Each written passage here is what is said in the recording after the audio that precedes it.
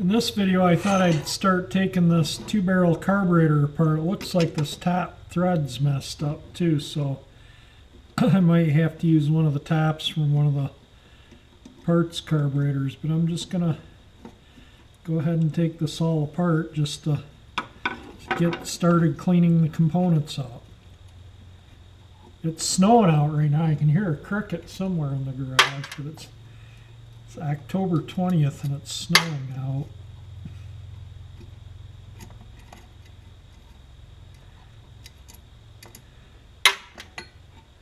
There's the little choke thing that's messed up. You can see the threads there. Choke coil's good. This is a little bent in here, so that'll require a little straightening. Get a pair of needle nosers and pull that out.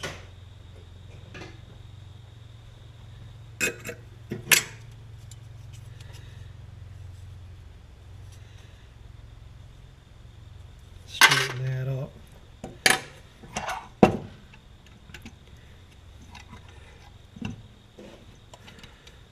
Alright, well, let's get the, I think this, well, I guess maybe this screwdriver will work there. I thought it was too big, but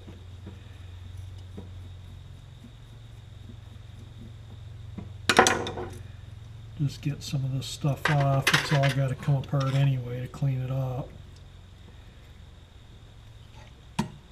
I'll fix this. If I can't, I'll put a different top on. I have another top in the box of goodies.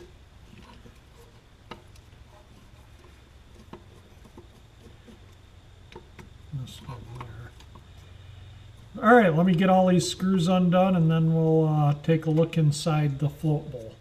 All the screws are out. Got a linkage on there still. Let me see if I can get that off. Little E-clip here.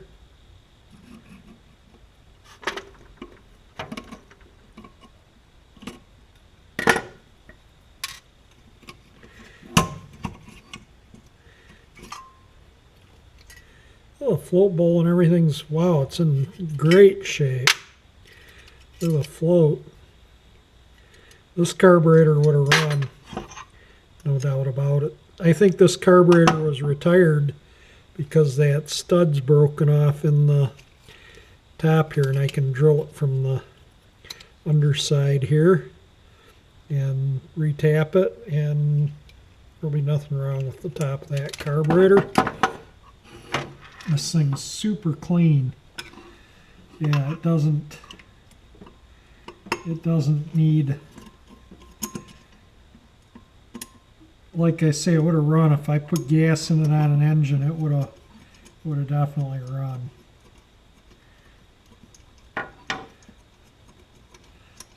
Get the power valve, and the power valve's in good shape.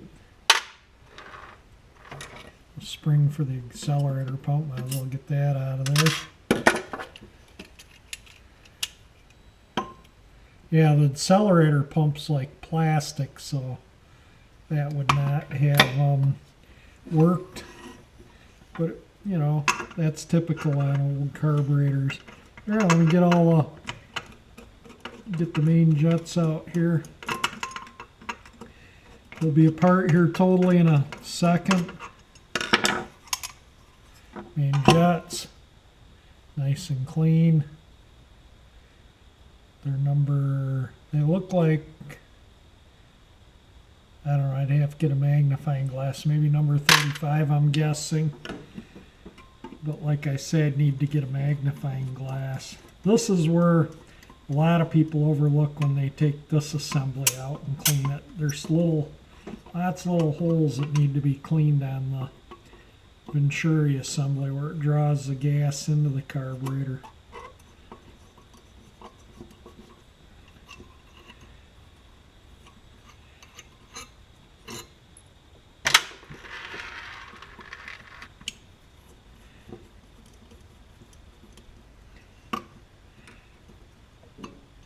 This is where the accelerator pumps fluid, so there's a little gasket on that screw. These little holes here or sometimes there. I've seen them just where these bottom ones are plugged and the engines won't perform. But yeah, this carburetor is going to be an easy rebuild. It's in good shape. I have to say, I do think the reason why it was removed was because the stud for the air cleaner is broken off. All right, I'll horse with those gaskets in a little bit.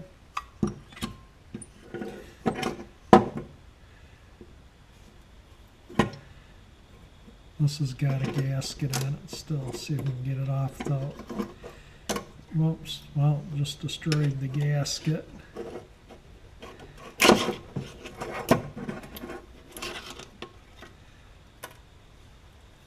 Alright, let me get the Phillips and we'll get those out. Get the adjustment screws out. It's just for the heck of it. Half, 1, half, well, 1 3/4, half, 1, half, 2 1/4. So, yeah, you know, it could just be because adjusting screws are worn or jets are worn or something like that. They're all in good shape too. Throttle body needs just a little cleanup, but it's pretty good. Adjusting screws are fairly clean. You get a Phillips and get that throttle body off and it's apart.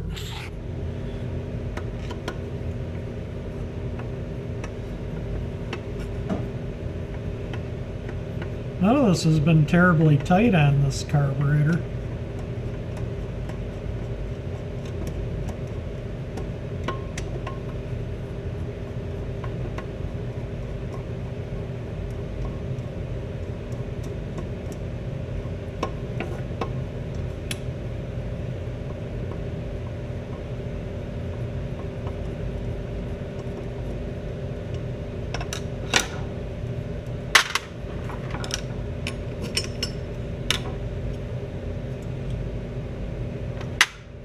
There we go. Another gasket here, all brittle as can be. It all comes in the carb kits. I have a complete carb kit here, so I'm not too concerned about destroying the gaskets. But yeah, that is a part. I gotta get out this little thing for the check valve for the accelerator pump. It's this thing right there. And sometimes you can pull them out with needle dozers. Sometimes you need a little tiny screwdriver to get them out. Let me get something, see if I can get it out.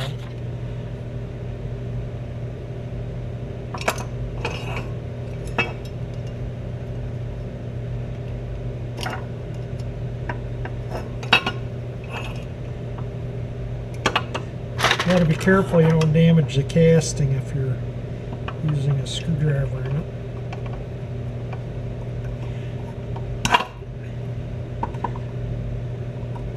You have to get this out because those check balls stick down in the bore and that'll prevent it from working too.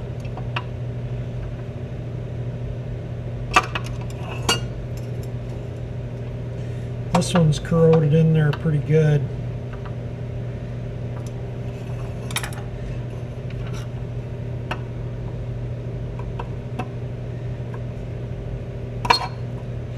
It's starting to come out.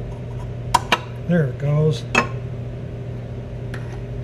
The kit comes with new spring and all that stuff, but save your little check ball aside. Sorry I'm bleeding there, but save that little check ball aside because their kit comes with different sizes and you want to make sure you get the right size.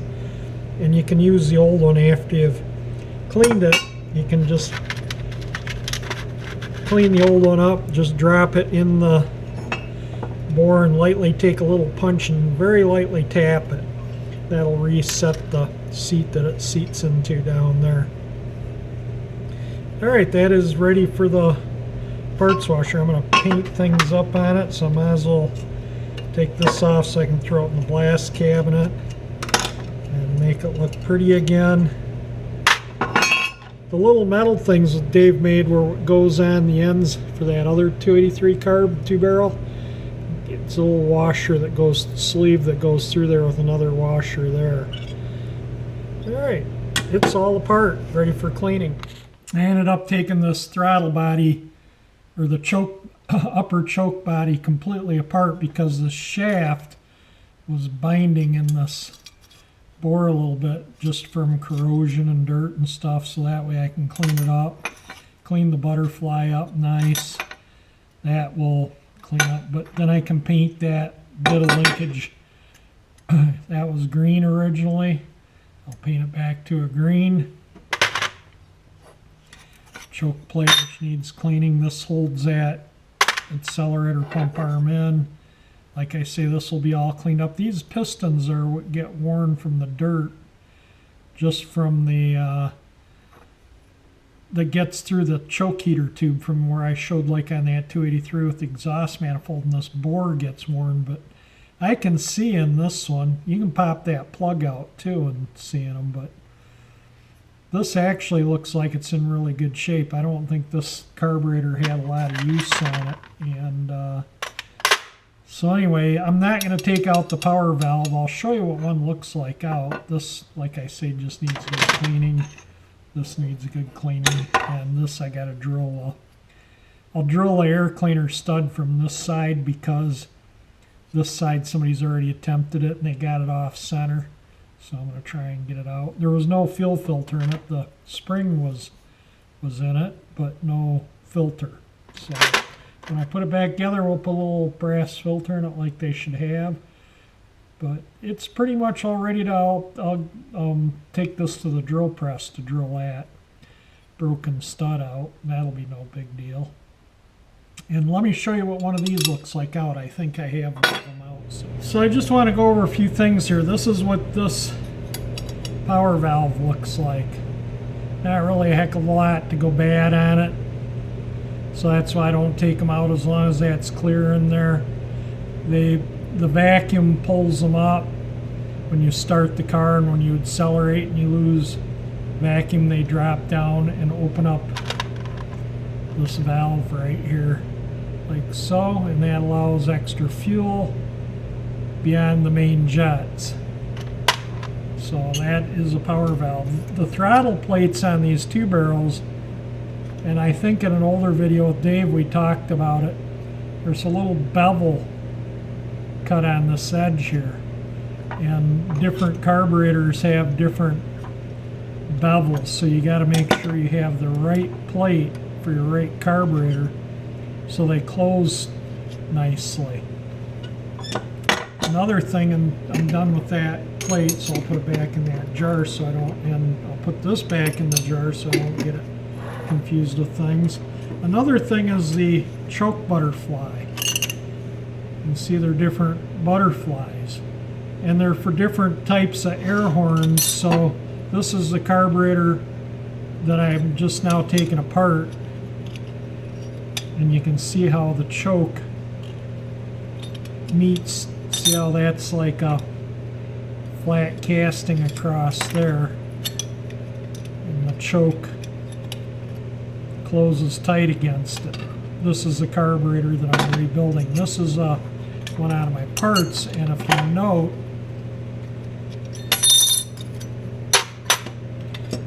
this part right here is doesn't exist on this carburetor. That bit of casting right there is non-existent, so that's why you use this choke butterfly on these style of Rochester 2 jets. These are typically the older ones, and these ones are a little, this is probably mid-60s maybe. This is probably the 50s, early 60s. I'm guessing, you know, error around the era of these carburetors. But anyway, I just wanted to kind of point the difference out in the carburetors there, that, you know, that all these 2-barrels are not identical. So if you're trying to restore your car to a correct, you know, to where everything's correct on it, you got to make sure you have the correct 2-barrel carburetor.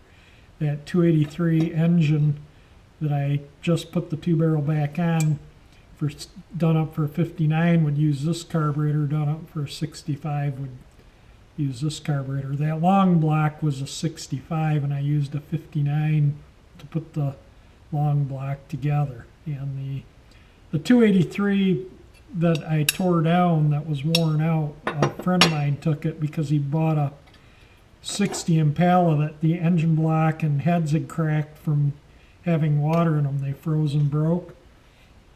And this was a car he bought like that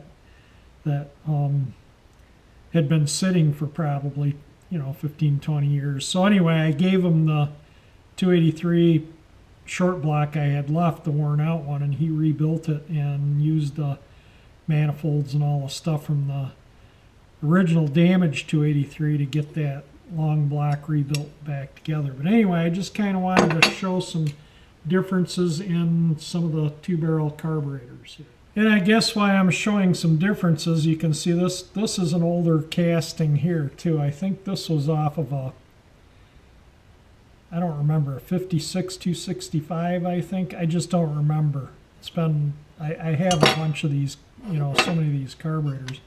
But see how there's nothing ported into there?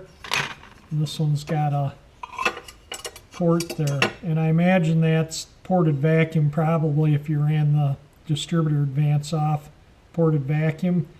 These small block Chevys seem to run best running the distributor advance off of manifold vacuum, and then so you don't really need the ported. So this carburetor here, I'd probably have to put a flare plug in it or something. So it's a flare fitting in there, I believe. So you need to, might be a pipe thread, but I'll have to put something in that hole to make this carburetor usable unless somebody needs that port.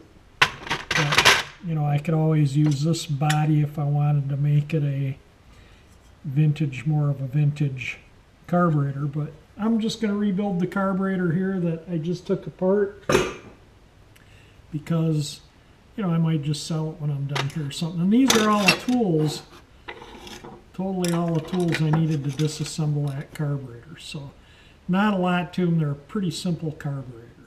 This is the throttle body all cleaned up. I gave it a bead blast and surfaced this by putting on some 80 grit on a flat metal surface to kind of just make sure there was no warpage in anything. And this is the, kind of show you here, these are idle circuits, these 3 little holes if they show up. That's ported vacuum for that hole that was up over there, and these are idle circuits here. So make sure all your little ports are clean, you get fluid through them. So this is ready to paint up and pretty much all done. We'll move on to the carburetor body now. This is the top of the carburetor, and I just wanted to make sure it wasn't too warped. Often these are warped. And it had a little indentation here where it looked like somebody rapped on it with a hammer because the float was stuck. So I took a block and just carefully knocked that back out. But then I take my long file, fine one, and you go over everything. You kind of, you don't want to take too much off one area. So you just very slowly, it's time consuming. But I like to square up everything. You see how I do it. No, not a lot of pressure, just kind of keep it flat so you have sharp edges here, not rounded ones. But that is pretty good, as you can see. I don't think I need to do any more. There was a big area here to where it was high because that was screw was reefed down, I think. But the float bowl side, you can't do this because there's often a little ridge that pushes into the gasket.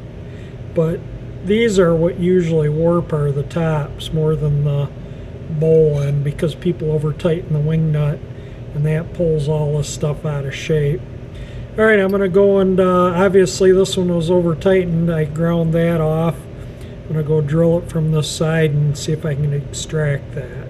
A lot of drilling and horsing around, and I got this broken off screw out. Somebody had drilled it partially up here and was not on center, and it kind of messed up the little bit of the where the threads were right in there, but all the threads come up to here, and I got a 1/4-20 screw, and you can see it threads in. In fact, I can thread it all the way through. So that's all good.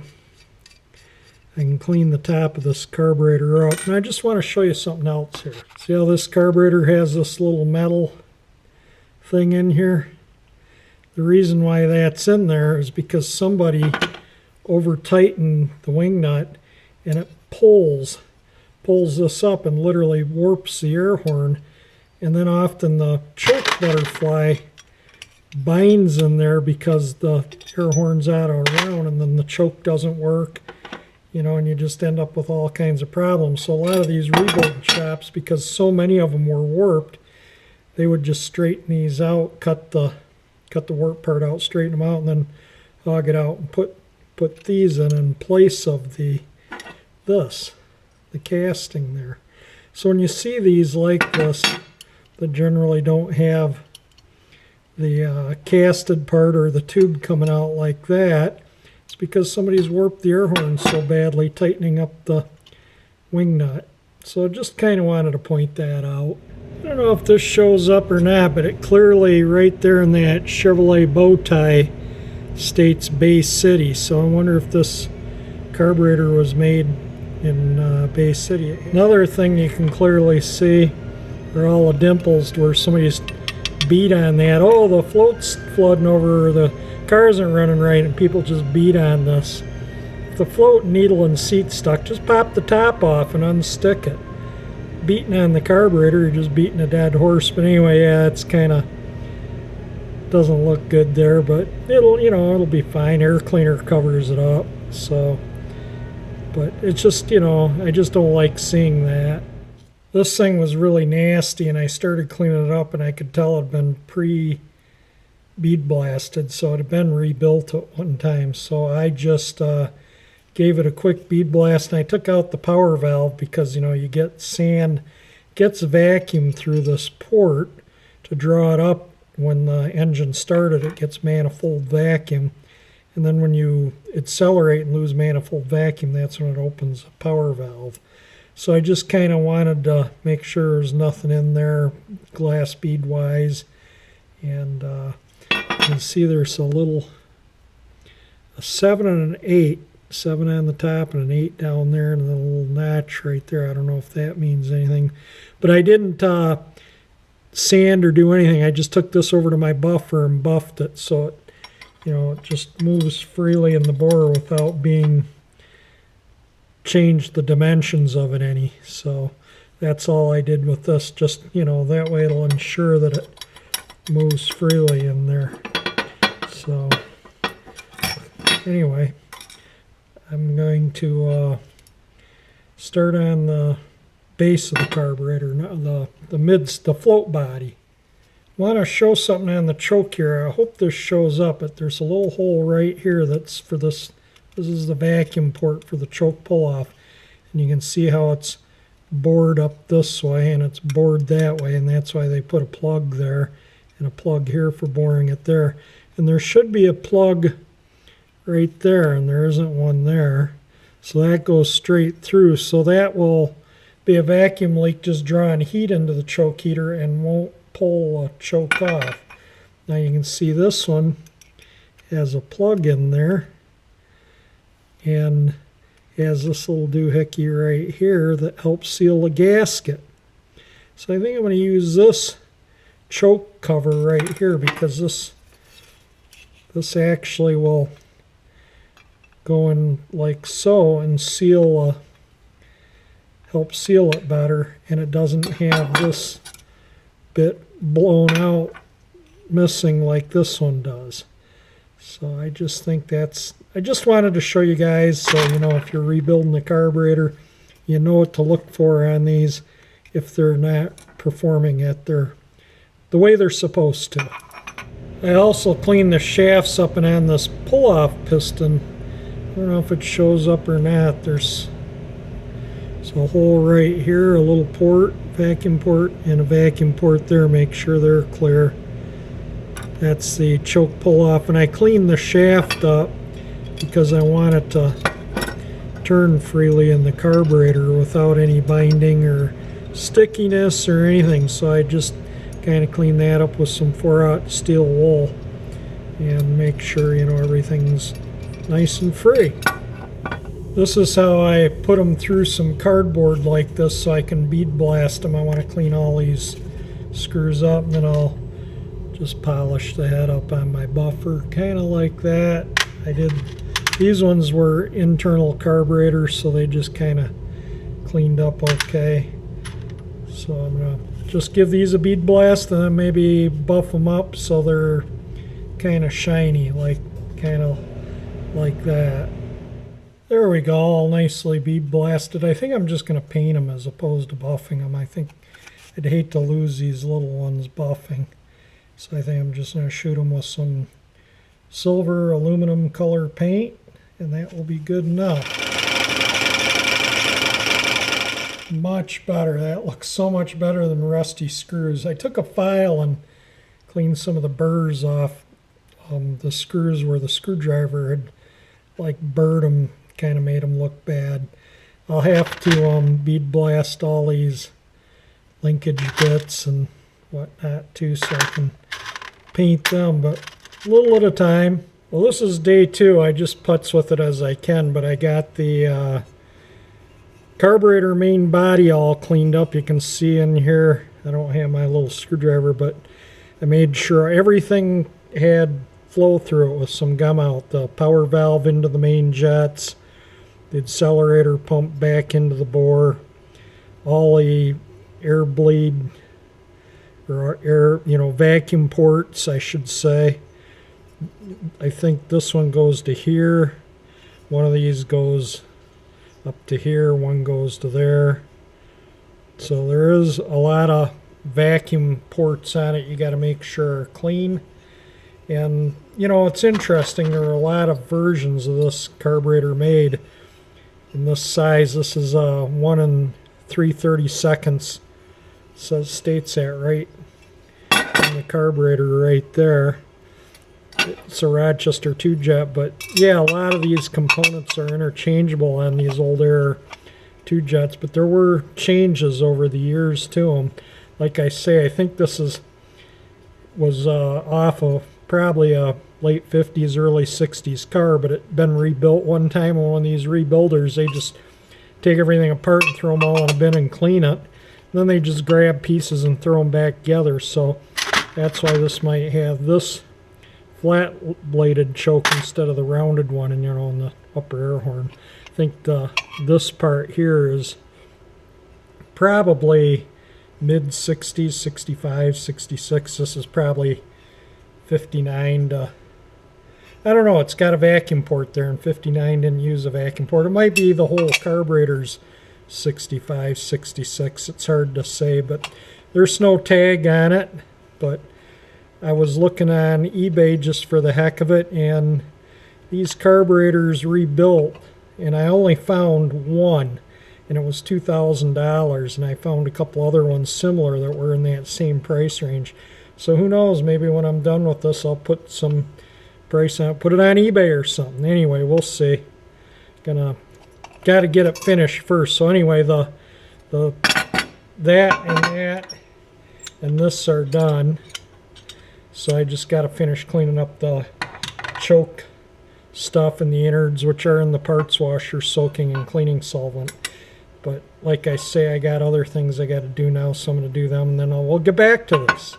I'm about ready to assemble this to this, just because it makes it easier if that's together. And I just wanted to show you these gaskets. These kits come with multiple gaskets just so that they can rebuild multiple carburetors. I usually save the gasket I take off to match up, but that gasket was too torn up to match. Hopefully you can see everything here, but this gasket here is the one that matches the closest to this throttle body. So make sure that you see how there's a hole there. Let me get something to point with. One more thing I do before I put them together is I put a little drop of oil on the tip of the threads down here, like so. It doesn't take much, just a little drop.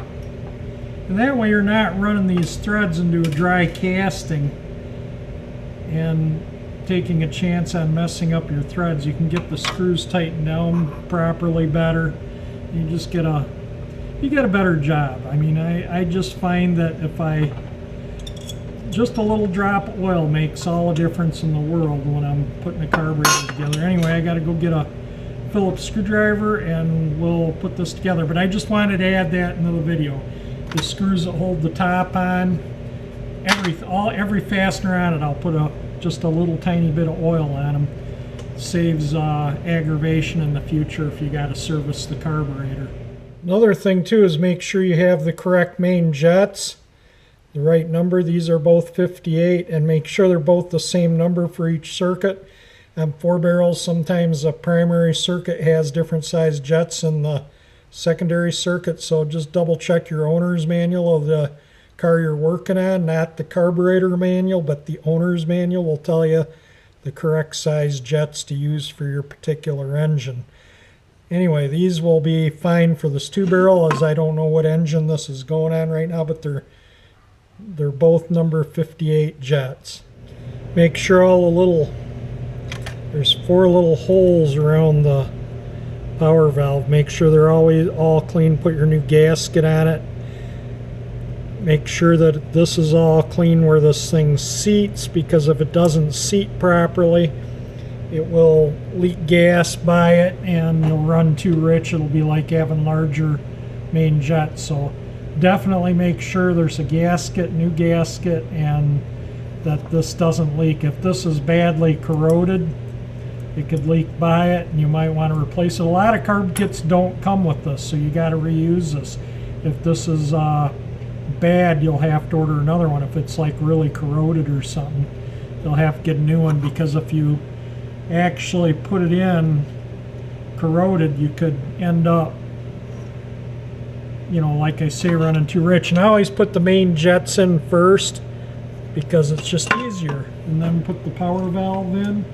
And I usually use a really big blade screwdriver, or the biggest one I have, so I don't round out the edges, but I start it with one of these. Well, I've misplaced that screwdriver. I have one that fits these that I've ground that's really big, but I can tighten it up good enough with this. And you saw I put a drop of oil on that so it doesn't, you know, you don't want to, like I say, I repeat myself here, you don't want to put rusty screw, or, you know, dry screws, oil-free screws and oil-free screw holes. You can actually gall up the threads. So that's why I always add just a tad of oil to them. I'm going to put the new check ball and stuff in, but before I do, I'm going to put the old one in. Whoops, the old one still looks okay, but I just want to make a new seat for it. So I'll just put it in, and I'll take a punch. Let me go get a punch. And then just lightly, I don't even use a hammer. I just that's all you need to do, and that'll make a new seat.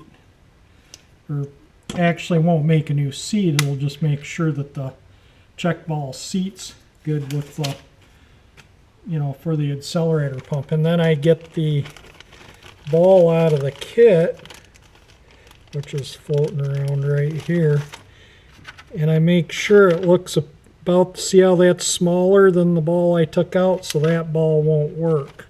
I gotta find one that's, there's usually 2 or 3 balls. Yeah, there's another ball. Oops, I got a little gasket.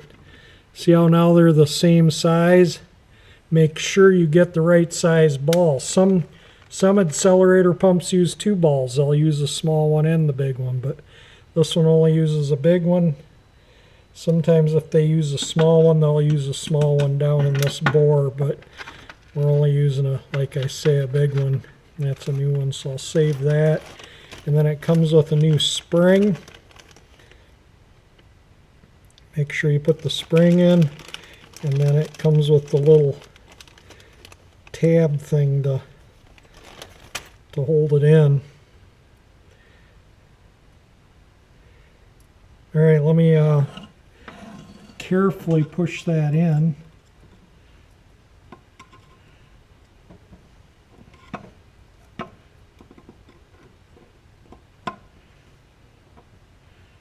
And then what I'm going to have to do is I'm going to have to take a punch or something and just slightly tap over to hold that in. So see how that just falls out?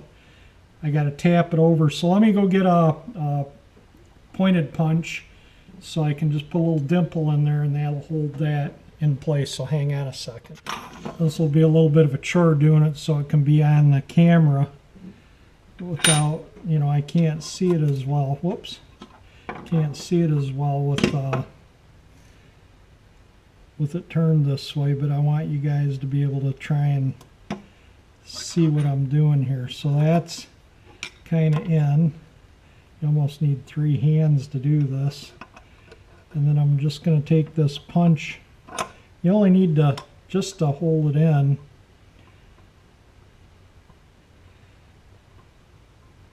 Yeah, I need more hands. I want to use my right hand to hit the hammer so I don't hit my hand. So I'm right-handed. Usually these aren't this loose and sloppy. Usually they'll stay in there and enough to where you can get the gasket.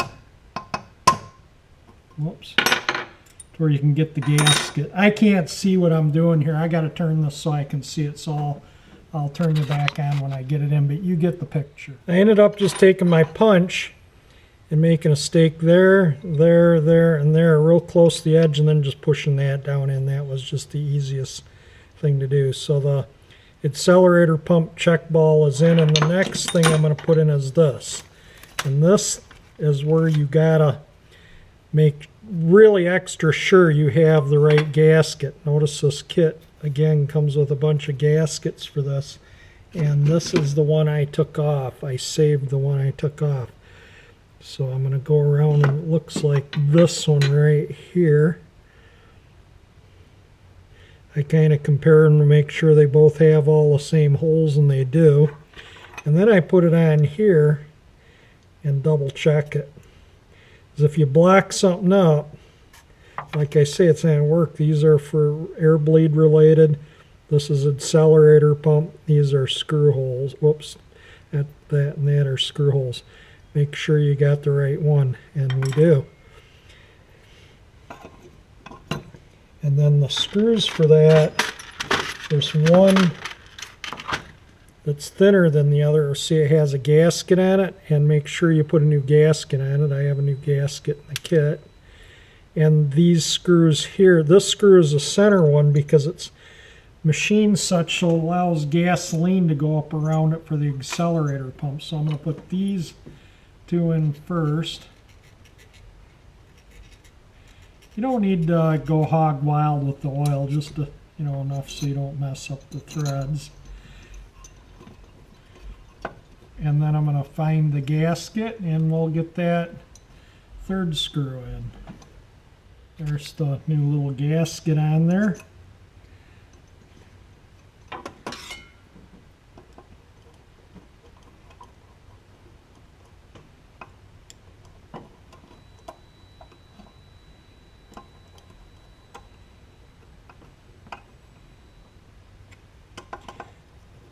I snug these up pretty good, but you don't want to go too hog wild because you'll strip the aluminum casting, and you don't want to do that because you'll ruin the casting. There we go. Alright, this part of the carburetor is pretty much all assembled. And now for the top part of the carburetor, and then I'll bolt on. This part has the accelerator pump. This is for the power valve, and you saw I had removed this so I could clean in there. And I got to put the needle in seat and float and set the float level. And you set the float level with the gasket on, and again it comes with multiple gaskets, as the original gasket looks like this. So that is the gasket that I will be using right there. That looks like the correct one. And again, you know, I'll double check it to make sure, and it looks correct. So always when you do your float level, you always do it with the gasket installed. So I always put the gasket on before I install the float, and that way you're not fussing with the gasket with the float in. But I'm going to put the accelerator pump in first, and then we'll put this assembly together. Another thing too is, notice that, I don't know if you can see this in the video or not, but these are the gaskets for the float needle. And make sure you use the correct one, because it'll help you in setting your float level. If you don't have the right one, this one will be different distance and you might have to bend the heck out of the tab. So again, I always save the original one that came off, and you can see a thicker gasket on the original seat. This is the seat part, and this is the needle valve. So I'm going to use the thicker gasket on this one, and that way I know I have the right one. And we'll get this puppy in. We'll get the top of the carburetor together, and then I got to clean up all the linkages and stuff. This is where a big screwdriver comes in handy on this, so you don't round it off.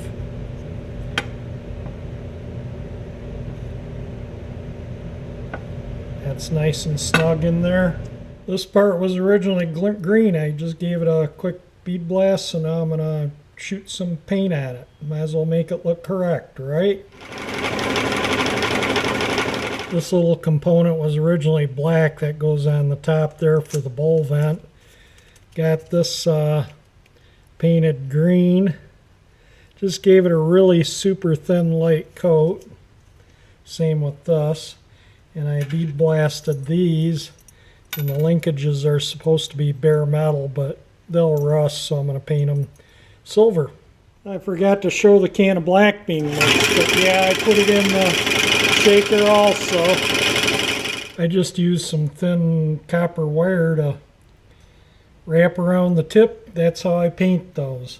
I'm putting the choke assembly together right now, and I just want to make sure everything's where it belongs. The piston's in, this cap's on obviously. And if this is a marine carburetor, you want oil in there. Being an automotive, you don't, because marine engines don't see dust and dirt like automotive engines do.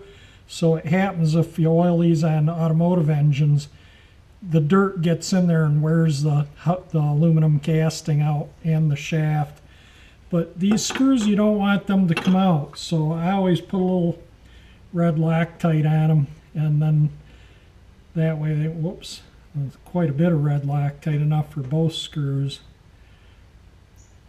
And then they don't back out, because you don't want one of these dropping down into your cylinder. And I'm not going to tighten these up tight yet, because I want to just get them started.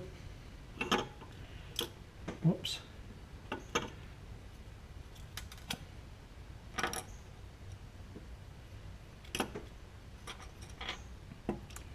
And that way you can make sure the choke butterfly closes tight before you reef them down.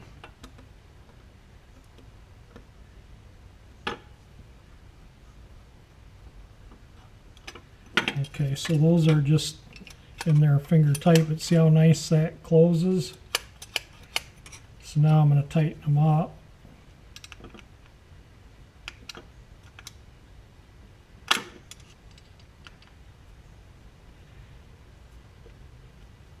Yeah, you definitely don't want your screws. That's why I don't take the butterfly screws out unless I absolutely have to. Like if this has got a lot of play in it, you need to put bushings in it. But if you look, these screws are peened over on the throttle plates. And you got to be careful when you peen them, you don't bend the shaft. The shaft is very soft and will bend very easy. So that's why I use, and these were never really peened. These choke screws are just, like I say, I think that's what was originally on them, was Loctite, but I may peen them over a little bit. If I do, I'll put like something on this side so I don't take a chance on bending the choke shaft. So if I peen these, I'm going to do it before I put the top of the carburetor back on. But I thought I'd just get some of this stuff on before I don't want to do the float level and then be horsing with this and mess up the float level. So that's why I'm putting this stuff together first. I just don't want to take a chance on bending something, peening it, and I don't want to take a chance on those coming out. So I'm just going to take my side cuts there and just put a little squeeze on it. Not enough to cut the screw, but enough to damage the threads. So if they loosen up, at least they don't fall out yet. If you need to take them out, unscrew them and take them out, you can. So there we go. That is all the choke assembly. You can see the piston in there. And that's what opens up the choke slightly when you start the engine so it doesn't load up. This video has been over the course of about a week. I just fool with this thing when I get a time. I could have rebuilt this thing complete like this in about 2 hours, all cleaned up like this and everything. But I've had other things I need to do. The weather's been nice, so I've been doing some other things anyway. The weather turned crummy again today, so I'm going to start working on the carburetor some more. I got the part for the accelerator pump painted back green like it originally was. That piece painted black. I could tell that was originally black because when I unscrewed it, it was black under that. These were silver or natural metal. I just painted them silver, and after I bead blasted them, put the, I don't know if I showed this or not, but anyway, I put the choke assembly thing back on. The other one, the original one, was missing some metal right here. So this vacuum port, you can see where they plug, cap things, because they can't drill on angles, so they drill straight through this way, and then they drill straight through that way, and then they put plugs in everywhere where, they don't want vacuum leaks. So on the other one, there's no plug there. And eventually I can plug it, it'll be fine, but I had this one. And I didn't have a used choke cap for here. As you remember, this one was, the threads are messed up. This end's kind of messed up, and I thought, well, I'll have to buy one on eBay, and I got to looking, and when I saw the prices of what people get for just this, I thought, no, I'll sell it without the choke cap, and somebody can reuse their choke cap. But then I went digging through my new old stock parts, and I found a choke cap. So we'll put this one on it. And yeah, those choke caps like this, you can look on eBay, they're about $125 right around in there for just this part. These carburetors, if you can find them with the side fuel inlet and this style of choke, if you can find them in rebuildable condition, they're $75 to $125. And like I say, this video is over a week or so, so I don't know if I'm repeating myself, but these are fairly expensive carburetors to rebuild. I think this one's like 61, 2 or 3. So it's up in the 60s because this top is anyway, because of the style of choke, but this is correct. This will work on a 59 or a 60 because their fuel inlet, I believe, comes from the side. Some come from the front, some come from the side. Most of these Rochester 2 jets I find, the fuel inlet comes in on an angle from the front, not straight. So the air that I'm used to working on, they come in straight from the side like this or from the front. So anyway, let me get this thing together. I got to put the accelerator pump in. I'm going to do that next, then the float. Well, I'll do the float last so I don't bugger up the setting when I'm setting it, so once the float's in, I can just set the thing in there. So let me dig out all the accelerator pump stuff and we'll put that in. The old accelerator pump, you got to save the spring, so you just pull that drops off. You can take the spring off. You can see this old one, that rubber is like a, well, you can't, but I can. It's like a rock. That accelerator pump probably would not have worked. This one has the ethanol resistant rubber, so I think this one will last a while. So anyway, I'm going to put the this accelerator pump together.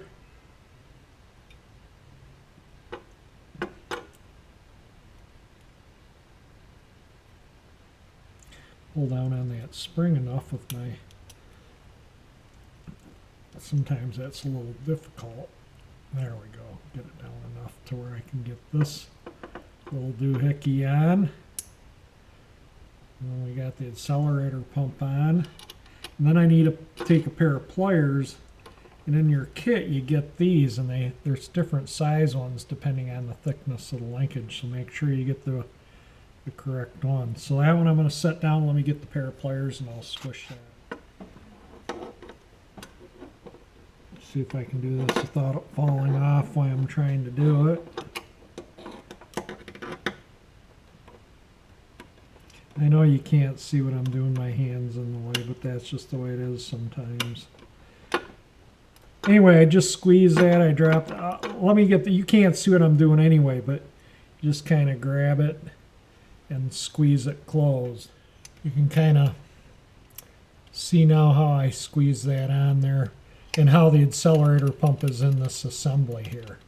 Then I'm going to put the gasket on that I chose, the gasket that I chose on the bowl here, because you set your float depth with the gasket in place. Okay. Let me find all my float stuff and we'll set that in. So because I'm not building this carburetor for a specific engine, I'm just building it to store or sell or do whatever with. And I'm looking at the Chevrolet float level. There's two adjustments. Float level, how deep the float, how, you know, where the gas level will be in the float bowl, and the float drop, how far the float will go down. You don't want it to hit the bottom of the float bowl, because sometimes when they get stuff in there or they get gooed up or they're parked for a while, this actually gets bonded to the bottom of the bowl. So you want this just so it doesn't touch the bottom of the bowl. So there's specifications for that. And also a needle and seat comes with two little wire bails for it. And I'm using this one because the original one that I took out, and most of these that I rebuild, have that same type of bail. I don't know if that shows up in there or not. This needle valve here feels like it's a metal tip, not a rubber one. This one's nice and supple. So that one may have leaked. But there's you see this little notch in the float is where that little bail goes. So it sits in there like so.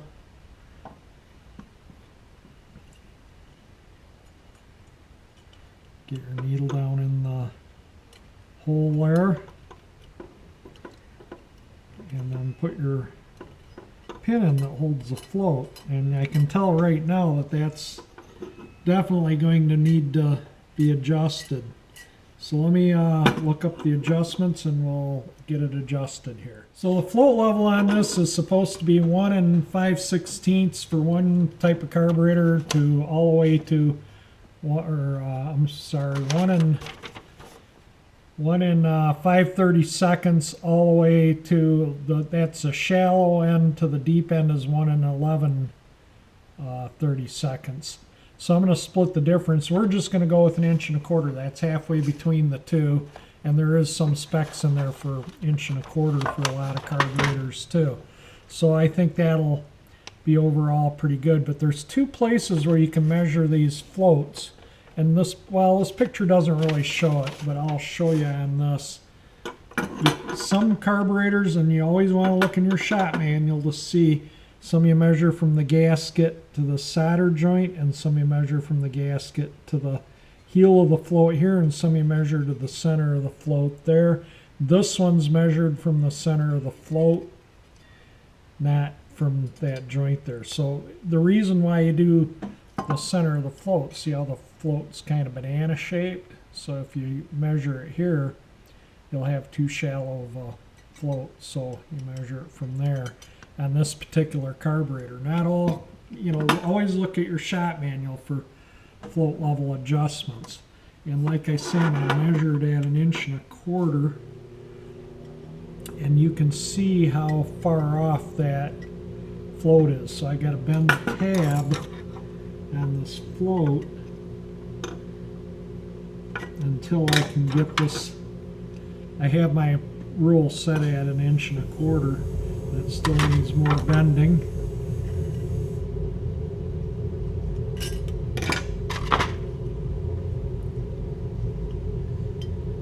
Just slightly more. Make sure your float isn't cantered one way or the other. Make sure it's level.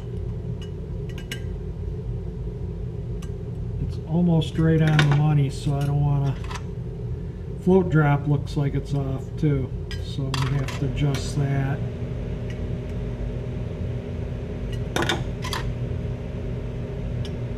A little too much there.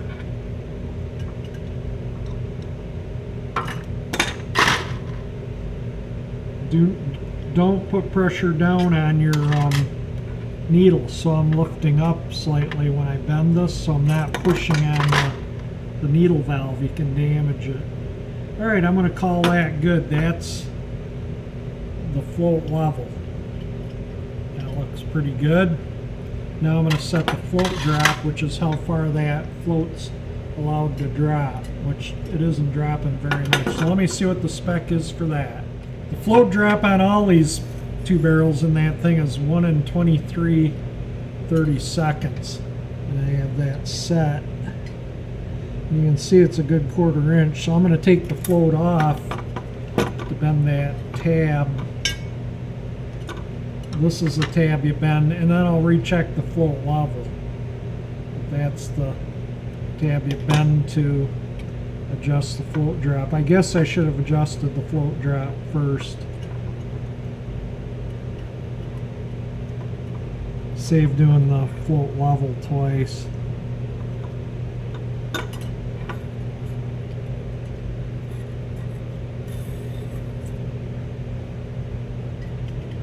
I got it too much. See how I'm pushing the float?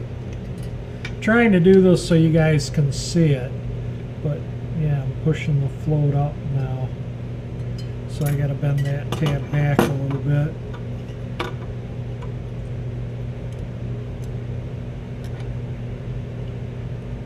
This is the tab I'm bending right there.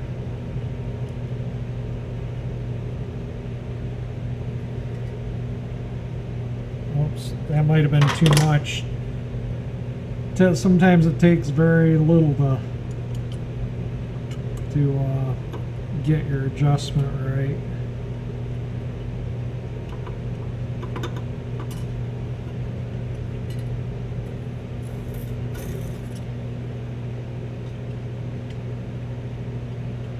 And that, I would say that's pretty much all right on the money. So gasket in place. It's just touching the float right there, just. So I'm going to call that good. Now I'm going to recheck the float level, which was 1 1/4 inches. Oops, 1 1/4 inches, not 1/4 inch.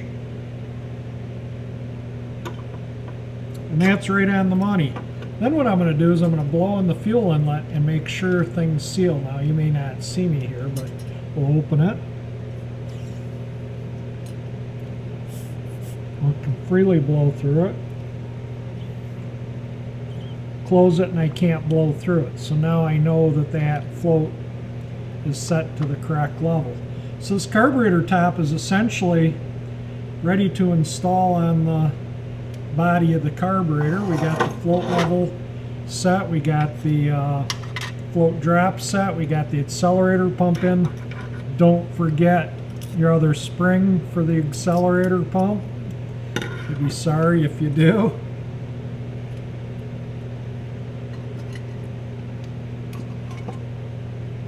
And then I can start the screws.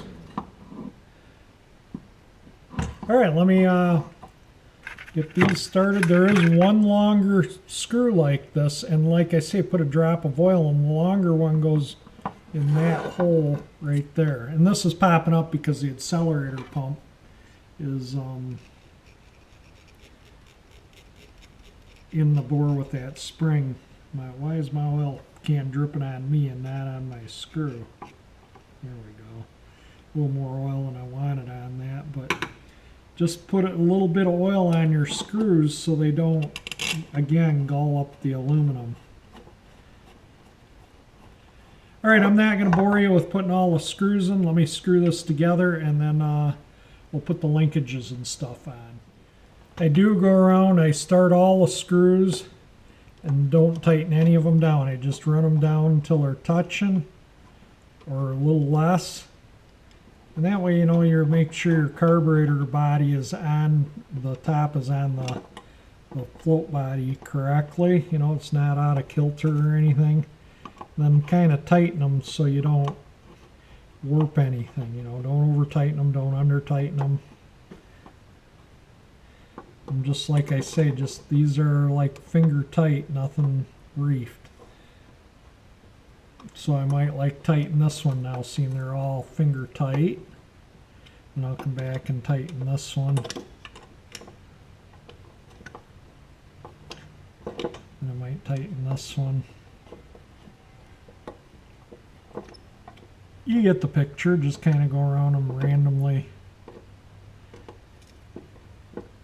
And then after I get them all snugged up, then I go around and re-snug everything a second time just to make sure I didn't miss anything. Alright, let me finish bolting that up and we'll put the linkage on. Now for the linkages.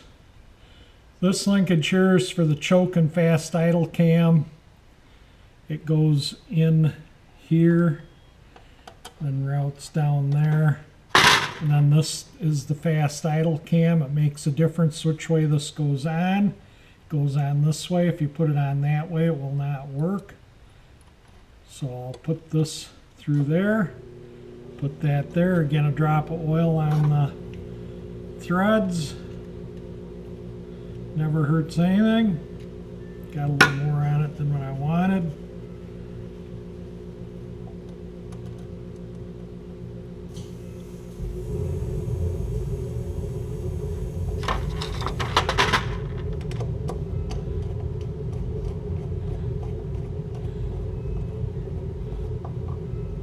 Tighten this up. That still moves. And one thing I did too, but when I tightened the top, is I made sure the choke butterfly moved freely. And you can see the fast idle cam is moving freely, so that is on the fastest idle.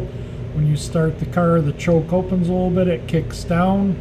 And then as the choke opens up more and more and more, it finally goes to what's called curb idle. The accelerator pump, I made sure that moved too freely before I, you know, after I buttoned it up. So this has no groove, no nothing on this end, and this has a little groove. So the end with no groove kind of goes in like so, and then the end with the groove goes in there. And then usually there's a clip, if I can get one of these in my fingers, like this, that goes on this. Sometimes there's an E-clip, sometimes it's one of these smash rings, which I might put one of them on it because I'm not thrilled with these type of clips on accelerator pumps. I like the E-clips or the these things, and when I assume you know what I mean with E-clips. See if this one's, and again, make sure you get the right size. See how that one doesn't fit over it?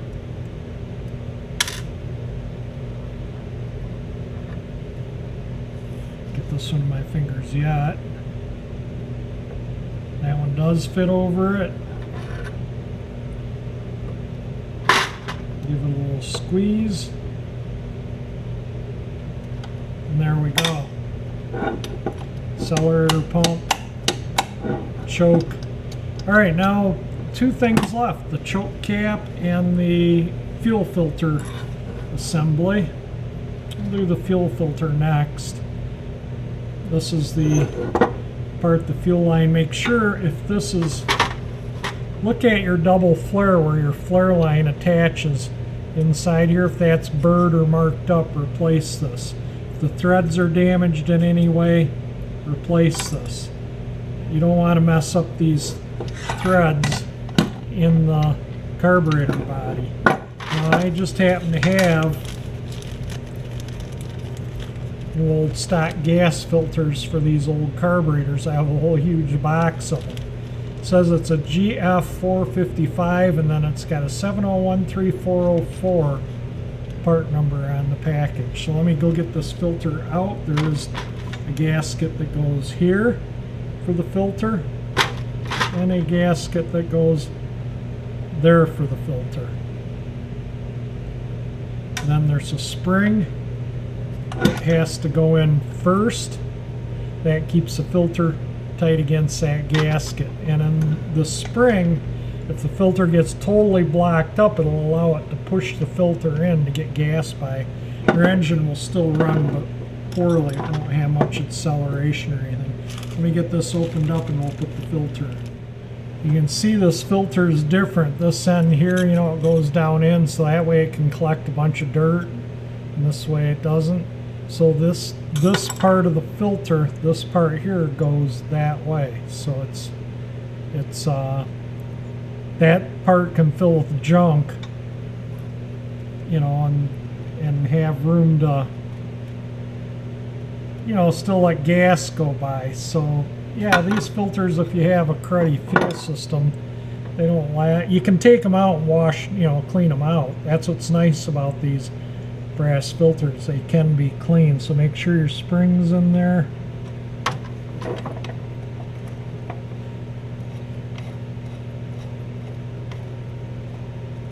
And I'll take a 1-inch wrench and tighten that up.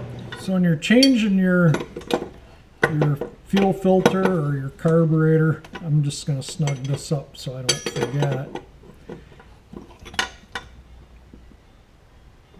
And don't get too hog crazy with those. Tighten them up so they don't leak, but you're going to want a 1-inch open end to put on there, and then you use your line wrench, and as you're tightening with your line wrench, you're pushing against this wrench this way, so you're not, if you just put your line wrench on here and tighten, you're going to tighten this into this more, and you could strip this out.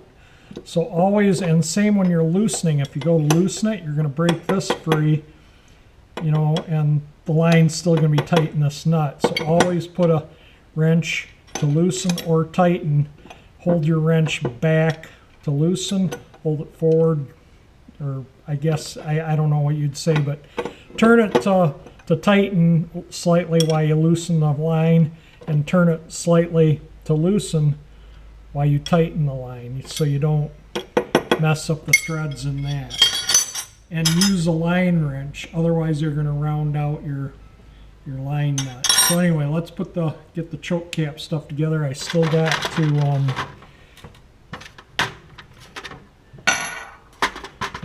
to clean some parts here.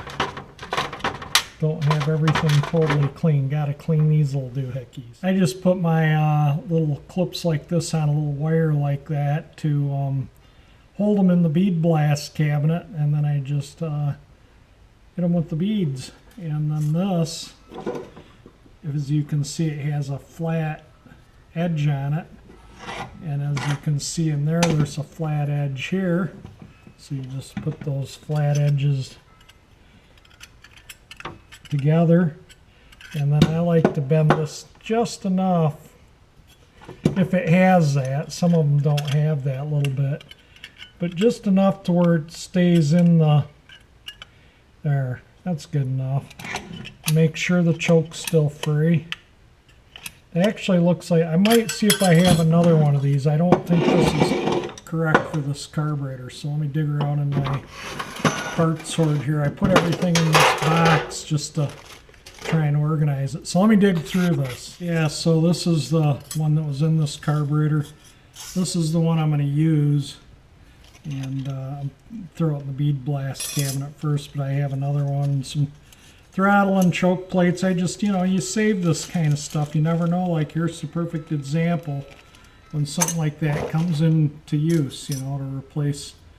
This one looks like it's been beat on with a hammer. You can see a bunch of little dimples in it, and it's been worked over the years, so we're not going to use that one. And it feels real tinny compared to this one. Feels a lot thicker material. So this is the one we will use. Gave this a quick bead blast, and this fits in here nicely like so. And then let that fall out.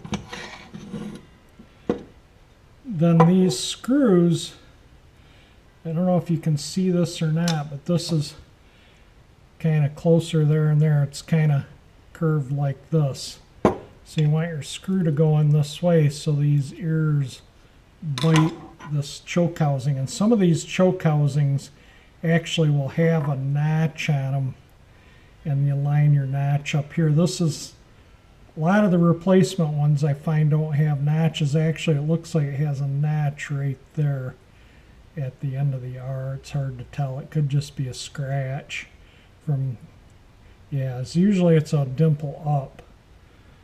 And like I say, the OEM ones, or the ones on the carburetor, will have a little notch. The ones that replacements often don't, because this cap will fit 2 barrels, 4 barrels, and they might not necessarily be in the exact same spot all the time on different carburetors. But this gasket goes on there.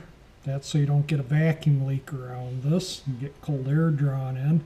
And then I put this spring so that it's the other side of the choke thing. And then I just kind of put these in finger tight. And a lot of them have a little thing with little ears that bite into the little cogs there.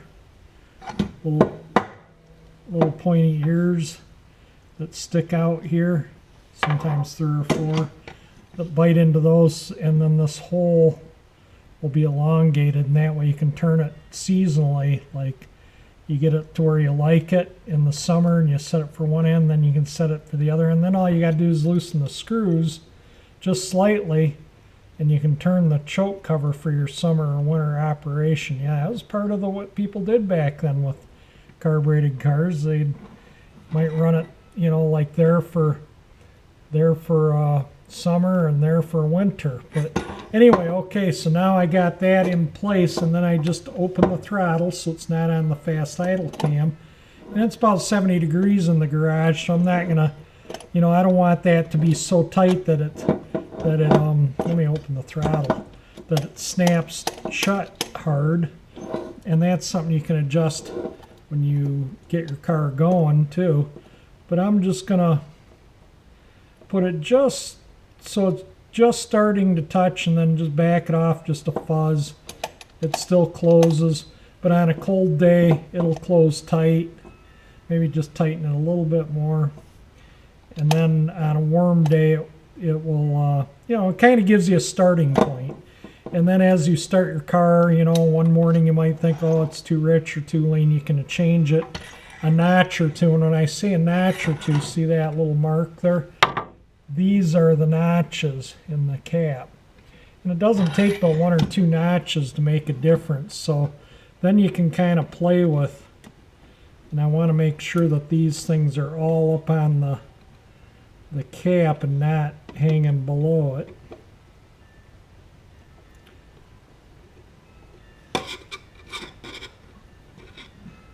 You know, so they're all over this little lip edge.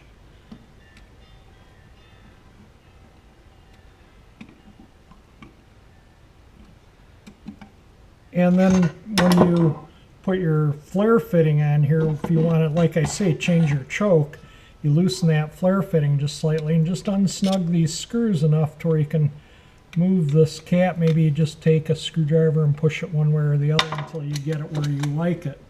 But like, okay, that if that's at curb idle and you hit your accelerator once to the floor, there you go. And that's what they call a choke unloader. This part here hits this part, And that's adjustable too. You can bend that tab. See how it opens the choke up when it's wide open throttle? That's so if you flood your car, you put it to the floor and it opens the choke up a bit, and there is specifications for that too. Generally, those are never really out of adjustment if they've been set once from the factory, unless this linkage, somehow got really bent up. All right, I sprayed it with WD-40. This thing's completely 100% done, ready to be put to good use. So anyway, if you enjoyed watching this Rochester 2-jet being rebuilt, you can hit that like button, especially if it helps you out in rebuilding yours. If you like my channel, that 348 engine icon that pops up there, click on that. That will subscribe you. And thank you for watching my videos.